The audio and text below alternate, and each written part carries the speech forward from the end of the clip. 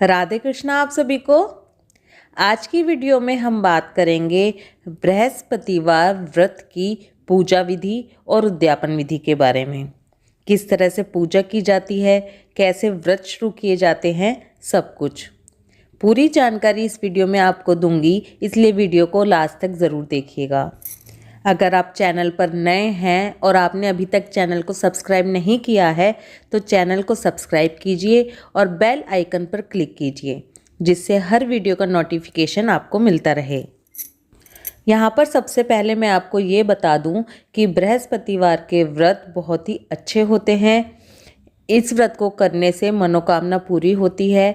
खास तौर पर ये व्रत अगर किसी के विवाह में अड़चन आ रही हो तब रखे जाते हैं और इस व्रत से घर में सुख संपत्ति बढ़ती है। पूजा विधि बताने से पहले मैं आपको ये बता दूं कि बृहस्पतिवार के दिन किन चीज़ों को नहीं करना चाहिए, कौन सी ऐसी बातें हैं जिनका हमें खास ख्याल रखना चाहिए। सबसे पहली बात, अगर बृहस्पतिवार का व्रत आप नहीं भी करते हैं तो भी आपको जो कार्य निषेध हैं वो मैं बताने जा रही हूँ।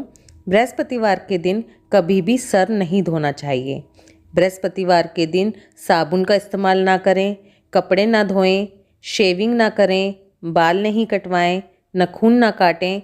इन सब चीज़ों का बहुत ही ध्यान रखा जाता है, चाहे आप व्रत करते हैं या नहीं, लेकिन ये कार्य आपको बृहस्पतिवार के दिन नहीं करने चाहिए। अब दूसरी बात कि ये व्रत आप कब से शुरू कर सकते हैं।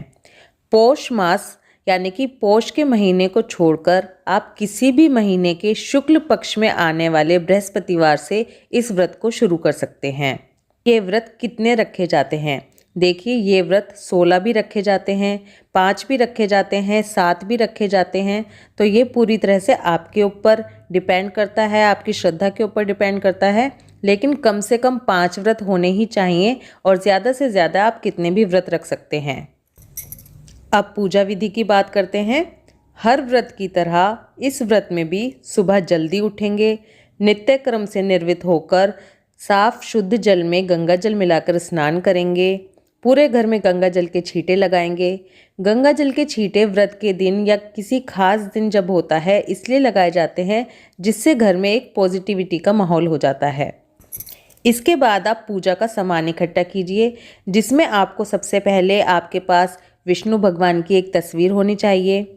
एक लोटे में जल करेंगे, उसमें थोड़ा सा गंगा जल और थोड़ी सी हल्दी डालेंगे। इसके साथ थोड़ा सा गुड़, थोड़ी सी चने की दाल, मुनक्का, बेसन के लड्डू, ये सामान आपके पास होना चाहिए। अगर आप मंदिर जाकर पूजा कर रहे हैं तो ये सारा सामान आप लेके जाएंगे और केले के पेड़ के पास बैठकर आप पूजा करेंगे। और अगर आप घर में पूजा कर रहे हैं तो आप ये देख लीजिए कि आपके मंदिर में अगर स्पेस है तो आप मंदिर में ही पूजा करेंगे, नहीं तो अलग से चौकी लगाकर उस पर विष्णु भगवान की तस्वीर स्थापित करके तब आप पूजा करेंगे। चौकी पर पीले रंग का कपड़ा बिछाएंगे और ये सारा सामान लेकर आप पूजा करेंगे। सबसे पहले अपने व्रत का संकल्प लेंगे कि आप कितने व्रत रखने वाले हैं। उसके लिए हाथ में जल, अक्षत, दक्षिणा, फूल, ये सब चीज़ें आप लेंगे। चावल अगर आप संकल्प में ले रहे हैं तो चावलों को थोड़ा सा हल्दी डालकर पीला कर लेंगे। इसके बाद केले की जड़ में थोड़ा सा जल चढ़ाएंगे, गुड़ और चने की दाल चढ़ाएंगे, मुनक्का चढ़ाएंगे, लड्डू जो आपके पास हैं वो चढ़ाएंगे और हाथ में गुड़ और चने की दाल लेकर व्रत की कथा सुनेंगे और बृहस्पति देव की आरती करेंगे। हर बृहस्पतिवार आपको इसी तरह से पूजा करनी होती है। बस जो व्रत का संकल्प होता है वो आप पहले व्रत के दिन लेंगे। जब आप व्रत शुरू कर रहे हैं संकल्प केवल उसी दिन लेना होता है। बाकी पूजा विधि हर बृहस्पतिवार को इसी तरह से होती है। अगर आप घर पर पूजा कर रहे हैं तो ये सारा सामान जो आपके पास है, गुड़ और चने की दाल को आप जल के लोटे में डाल लेंगे और कथा सुनने के बाद ये जल आप केले की जड़ में मंदिर में जाकर चढ़ा कर आएंगे। जल हमेशा केले की जड़ में बहुत थोड़ा ही चढ़ाना चाहिए। लोटा आप भर के बहुत बड़ा लोटा मत लीजिए, क्योंकि इससे पौधे खराब हो जाते हैं। इसलिए बहुत थोड़ा सा जल लेंगे और वो ही चढ़ा कर आएंगे। जल में हल्दी ज़रूर मिलाएंगे और ये सारी सामग्री जो मैंने आपको बताई है ये आपके पास होनी चाहिए। और पीले रंग के फूल भी ज़रूर लेंगे। इसी के साथ आपको ये भी बता दूं कि बृहस्पतिवार के व्रत में नमक नहीं खाया जाता है। इसमें पूरा दिन निराहार रहा जाता है। शाम के टाइम व्रत खोलने के टाइम आप पीले रंग का कुछ भी आहार ले सकते हैं, चाहे मीठा या फिर फीका। जो भी आप खाना लेंगे उसमें आप हल्दी या येलो कलर मिलाकर उसको पीला करेंगे। आपको इस व्रत में पीला भोजन लेना होता है, लेकिन इस व्रत में नमक नहीं खाया जाता है। ये थी पूजा विधि। अब मैं आपको उद्यापन विधि बताती हूँ। जब आपने जितने सोचे हैं उतने बृहस्पतिवार के व्रत आपके पूरे हो जाएं, उसके बाद आपको उद्यापन करना होता है। उद्यापन के दिन आप जो सारी सामग्री होती है उस सब की जो क्वांटिटी होती है उसको थोड़ा बढ़ा लेंगे। यानी कि लड्डू आपको 4 लेने हैं। कम से कम 4 लड्डू तो होने ही चाहिए, उससे ज़्यादा अगर आप बढ़ाना चाहें तो आपकी इच्छा है। मुनक्का होने चाहिए, चने की दाल होनी चाहिए, 1 दर्जन केले, 1.25 मीटर पीला कपड़ा।